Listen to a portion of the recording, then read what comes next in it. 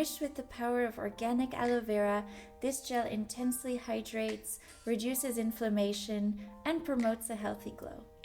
The gel dries down quickly, does not leave a tacky feeling, and more importantly, does not cause pilling. This gel contains a little bit of oil to nourish the skin deeper, a blend of gums, and of course, highly concentrated aloe vera powder. Let's get straight into it.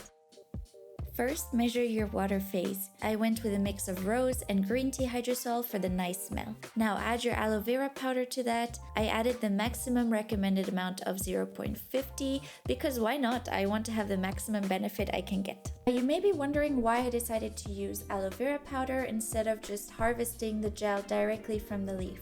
Aloe vera 200:1 is a very concentrated powder containing all the anti-inflammatory and wound healing goodness you want from aloe vera, minus all the compounds that can be irritating. Plus, working with the powder means you can get the exact texture you want without all the work, tackiness, and gloopiness that comes with fresh aloe vera gel.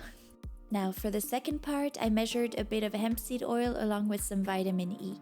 Hemp seed oil is a nice light oil with a beautiful green color, which helps to soothe inflamed skin. I had the idea of adding a little bit of oil to moisturize the skin in a deeper way because the oil will make sure that once applied, the gel won't just evaporate right away. Plus, it helps create more slip and silkiness to the gel. I'm dispersing this oil in a little bit of Pentylene Glycol and adding that to the hydrosol.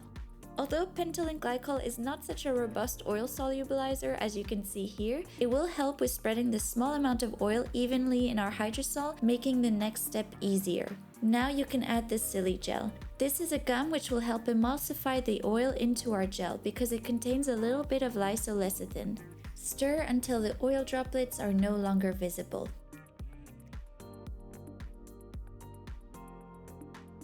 Now make a slurry with the Xanthan and Glycerin and add that to the mix.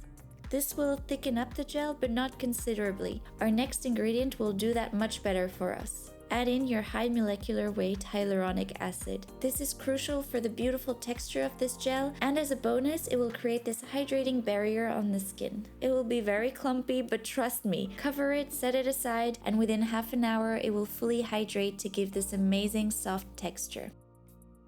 Seriously, you have no idea how many times I did this movement out of sheer amazement. As always, we measure the pH of our product to make sure it is matching our skin's pH more closely. So I'm aiming for a 5 to 5.5, but for me the reading looked more like a 6, so I added a bit of lactic acid to bring it down. Here you can see the slight difference it makes. To fill up the tube, I came up with this little contraption with white tack to hold it in place while suctioning it with a funnel. Not the most stable thing, but it did the job quite well.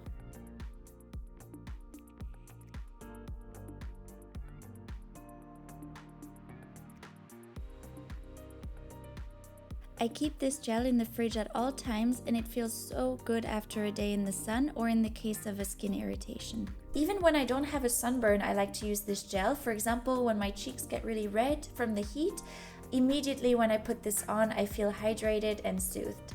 I can't wait to try this gel with cucumber hydrolate. I think that would go so well. Make it right on time for summer, and of course, never forget to wear sunscreen. Thanks for watching. Bye for now.